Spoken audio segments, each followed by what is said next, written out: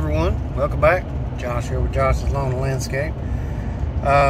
Just got off from the regular job a little while ago, and thought I might have I had planned to do a property from the latter part of last week that was moving in the schedule. I hadn't heard anything from the customer on it, so I messaged or contacted the customer today and said, hey, if the weather allows, because there was a slight chance of rain, I said I'll be there this afternoon to mow. And I guess he had some kind of event or get together last week, and I think it was early part of last week. He said it was a little thick, so he went on ahead actually and knocked it down so that it didn't need it quite yet. If I could just hold off for a week, which is fine. I get off work, rotate shifts, so I get off a little earlier next week, so I have more time. Because right now it is already about 20 after 5. So, update on the quick track. I got a gentleman that's supposed to be coming to take a look at it. I did not hear from him today. He actually lives not too far from where I work, so I told him, he could come by the shop if he needed to, like around lunchtime or something like that, or if he just let me know, I could let him know, if I had the trailer with me. So I definitely told him it would be there today, which, obviously I had it, planning to do that yard, and I told him I would have it tomorrow. So he said he would contact me back, so I'll give him a day or so and see if I hear from him. Still running it. Cut my grass with it this weekend, cut at a couple of other yards on Saturday.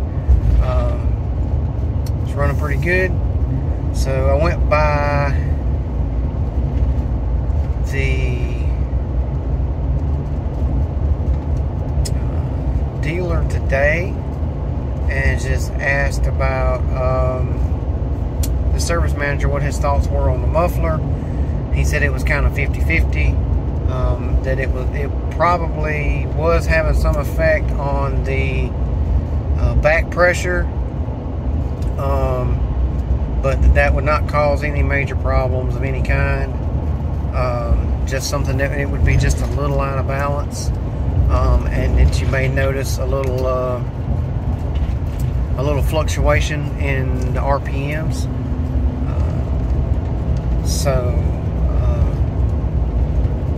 But that it wasn't a huge concern for him. So, which I told him, I had replaced some other sensors and stuff like that. And I'm still using it. Like I said, it's doing a good job. I've actually got to get a set of blades for it. I'm not just going to settle in the shop and let it collect dust. I got it indicated on the sale article that it does get used. So, the hours will be going up on it, and like I say, it's kind of like a 50-50 thing. I have some smaller yards, obviously certain areas that I definitely like to use it in, but also I don't want to put a ton of hours on it, but I'm still going to use it. So got a reasonable, I'll say a reasonable offer or negotiation for the mower. I'm not going to give it away. As I say, not going to even hassle with the, as I call them, the lowball and TKs, so tire kickers.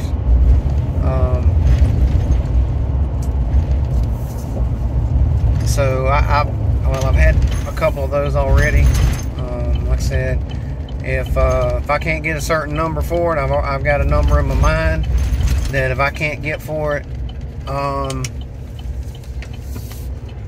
I'll just hold on to it. It serves me well enough for the time being that like I said, I can make money with it and tinker with it a little along the way and do things to iron out a couple little wrinkles. I mean, it's 1,280 hours on the thing. It's going to be, it's going to have its little bumps and wrinkles in it. It's just like the Z, little things here or there. but when you use them, hey, stuff happens. So I know Mr. Gerald, along with myself, can definitely attest to that this year. So I was making the joke that I might as well have some big plans for next year, because I shouldn't have to pay anything for maintenance riding over that gravel that they got at the end of the road for helping with erosions. Shout out also to Chris over at Chopping Blades. He commented on my last video that there was some rough roads I was riding on. I told him, I said, that helps keep some of the riffraff out. They don't like riding up and down these rough dirt roads. So shout out to Chris also, like I say, Chopping Blades. Check his channel out. And Mr. Gerald over at Clean and Green, as always, check his channel out. So just kind of an update video. I got some weed eating to do at my house from where I got the mowing done, but didn't finish getting the weed eating stuff done because I had to go out and take care of some other stuff. So I'll do that, and I think I've got a decent enough set of blades to put on the mower that I can sharpen and put back on the mower. I've been rotating a couple of sets, but they're getting to that nearly worn out stage. So just some updates on that. Got a call coming in, so I'll try to wrap this one up shortly. Alright y'all, real quick, hopefully you can hear me okay over the fan. I'll turn the camera around here in a minute. You can see him in the shop. It's my wife calling me a while ago, so got to take that call. Don't want to wind up in trouble. I'm in the shop. I'm sharpening some blades and getting them ready to go on the quick track and the Z track. So those will be ready to go. And I'm also sharpening a set for the 590. My father-in-law was cutting with it today. Said he was thinking it probably needed to be swapped out. So I've got a set here that I've just been meaning to sharpen it and got around to it. Excuse me.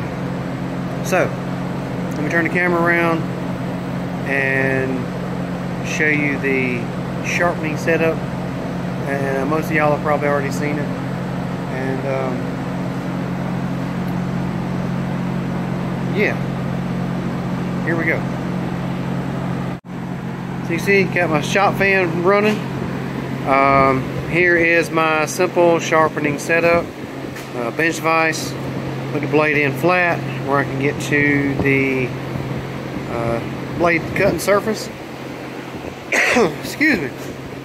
And at the 4.5 inch skeel. I guess I swallowed a grass blade or something. Woo! Flap disc. I think this is a 40 grit. Yeah, something like that. 36 or 40 grit disc. Which is what I use. Make about 8 or 10 passes, I think. Well, that's what I've been doing on these. So I've got one. I've just simply got a nail. Drove into the frame board here enough that I can hang a set for each mower on it. These are not the quick track blades that I got sharpened. I've already got a set sharpened sitting right there on the deck. This is the set for the Z that I'll be sharpening. These are the Gator mulching blades. And here's a good idea, oh well, somewhat, because these are pretty worn. These are the Predator blades, and you can see how the teeth just simply go straight out to the end, like this one, versus the Gator mulching blades that also have this little lift ear on the end of them. So that's the biggest difference in those two types, as opposed to having, because you got 1, 2, 3 cutting teeth, and here you have 1, 2, 3, 4. So biggest difference there, other than the width of the blade, you can see here. Need to scratch that out because I don't have the Toro anymore. But these are for the 590. That's where they'll be. Quick track blades get hung up here, and the Z track blades get hung right here. So, and I also will keep some other older blades up under here. If you watched my video the other day, I joked about having the one extra blade for the Z track.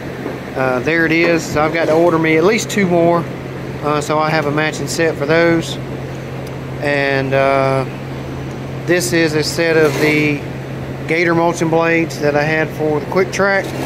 The one thing I've noticed about these, that's similar to the lift style blades, is you can see the ears wear pretty thin on these. The teeth are actually in reasonably good shape still, for at least a couple more passes of mowing.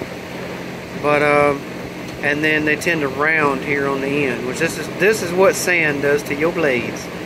So but I've got to get these sharpened, and then I've got to sharpen the ones for the Z-Track. And most of y'all seen my blade balancer here. Just simply set the center hole down on, oh, dropping the camera there. Whew, need to watch where I'm filming. Set the center hole of the blade down on this, and obviously you'll see it. If it's heavier one side or the other, it'll lean. And if it's leaning, you just take it down, grind a little more off of that side until you get it balanced out. And like I've mentioned before, it just helps eliminate vibration in the blades under the deck while you're cutting. And when you're turning 18,000 to 19,000 revolutions, or blade tip speed, you want to minimize vibration. So you can see there where these wings are a little worn out on the end, but they'll get me through a few more yards. So I got them sharpened up. Got my impact wrench ready to go. As you can see, still got the deck sitting here. I haven't cleaned it up yet, but I'll get that cleaned up. And I've got my original, also jumping around here. I've also got my original backpack blower. This was the first one I bought. This is the Stihl. It's a BR550. It actually still runs. It runs pretty rough, but I gotta take it to the dealer probably and just get them to kind of go through it and clean it up. But it starts and it runs. So let me get the camera turned back around and I'll wrap this one up. Whew, so alright y'all, as you can tell, got a lot that could be going on, is going on, and will be going on. So I'm waiting to hear back from, like I said earlier, the gentleman that was wanting to come take a look at the quick track. So we'll see how that goes. Like I said, I got my number. Stick to it, and hey, either they'll take it if they want it, or they won't. So we'll see. Even at my number, still taking a hit, just considering y'all have seen everything that I've done to it, so y'all know what I've got invested in it, even beyond what I paid for it. So we'll see how it goes. I do have some extra parts for it that I'll probably take with me, and I will try to top it off so it'll be full of gas when he picks it up, if he decides he wants it. And so I've got a new fuel can. I did actually purchase a 3-gallon, because they did not have it in a 2.5. They only had a 3, and it's a 3-gallon. Just like my new 5-gallon, the VP Racing can. So I got a notice that it was delivered today, so it should be up there at the house. And so I got that coming in. I've got the new hose for it, because it's got an actual hose that screws down into the top of the can, and then also has a bender fitting that's made to, it's like an elbow that kind of wraps around the plastic filler hose and keeps an angle on it. Makes it easier to, instead of trying to bend the hose into the spout and then let go of that and reach back and grab the can to dump it in there. Yeah, so got that stuff coming. Getting these blades sharpened. I'm about to go grab a quick bite to eat, and then I'll be back down here to finish this, but I'm gonna go ahead and close this one out. So hopefully y'all made sense of this stuff in this video. I know I talked about a lot of things that were going on. Real quick. Oh, hey look, a squirrel. My father-in-law, I think I had mentioned that he needed some line put in his trimmer, but I checked. It had just kind of backed up into the trimmer. So I just unspooled enough off of the spool to get it out into the trimmer head. He's still got a decent amount on there. I put the CF3 Pro line that I use on that trimmer.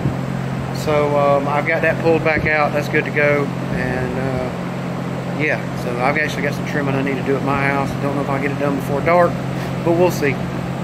So I'm going to wrap this one up. I've rambled on enough, and I want to say thank y'all to everybody who has subscribed to the channel. If you haven't had the chance yet, hit that subscribe button, hit that thumbs up, and leave me a comment. Let me know what you think about anything in this video or previous ones. So once again, thank y'all. Y'all check out the channels that I mentioned earlier. Mr. Gerald over at Clean and Green, Chris over at Chopping Blades. Also want to shout out to Buster over at New Hope Cuts, and Ronaldo over at Big Son's Lawn Care. I'm a little behind on a couple of their videos, but hey. Jason and Haley over at American Lawn Specialist, as well as Wild Bill. Can't leave Wild Bill out of Wild Bill's Lawn Care.